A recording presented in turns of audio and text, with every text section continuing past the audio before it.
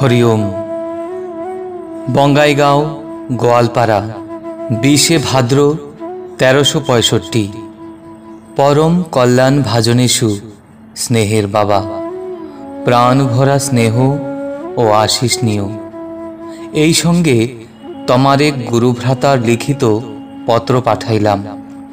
তাহা পাঠে অবগত হইবে যে তোমাদের মণ্ডলীতে মাত্র 2 জন উৎসাহী কর্মীর মধ্যে পারস্পরিক শ্রদ্ধা, সহিষ্ণুতা ও গুণগ্রাহিতা না থাকায় মণ্ডলীর অন্যান্য সদস্যেরা কর্ণধারহীন নৌকার ন্যায় লক্ষ্যহীনভাবে চলিয়াছে এবং তোমাদের মণ্ডলী স্থানীয় অন্যান্য প্রতিষ্ঠানের সদস্যদের নিকটে যে শ্রদ্ধা পাইত তাহা হইতে বঞ্চিত হইয়াছে।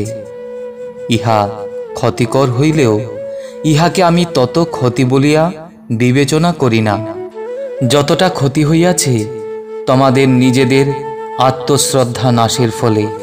তোমরা নিজেরা নিজেদের কাছে খাটো, ছোট, হেয় ও অবজ্ঞেয় হইয়া পড়িয়াছ। এই অবস্থার প্রতিকার প্রয়োজন।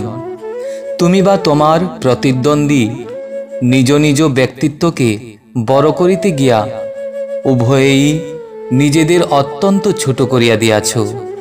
তোমরা তোমাদের ব্যক্তিগত অভিমানকে বিসর্জন দিয়া সকলের যে তোমরা সেবক, দ্রুত এই মনোভাবের অনুশীলনে ব্রতী হও।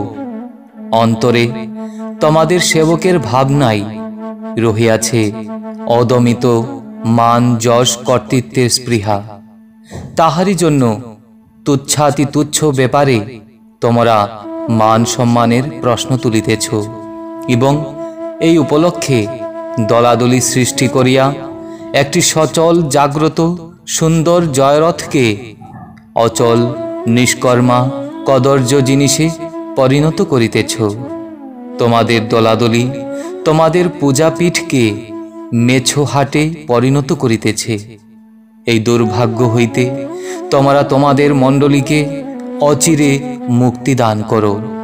হয় তোমরা মণ্ডলী একেবারে উঠাইয়া দাও, নয় তোমরা প্রতিজনে নিজ নিজ অপরিচ্ছন্ন চিন্তা এবং প্রবৃত্তিকে চিরতরে বিসর্জন দাও।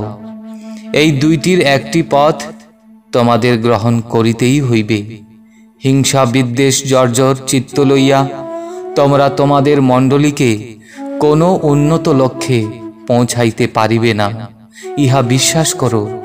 ইতি আশীর্বাদক স্বরূপানন্দ। অখণ্ড মণ্ডলেশ্বর শ্রী শ্রী স্বামী স্বরূপানন্দ পরমহংসদেব।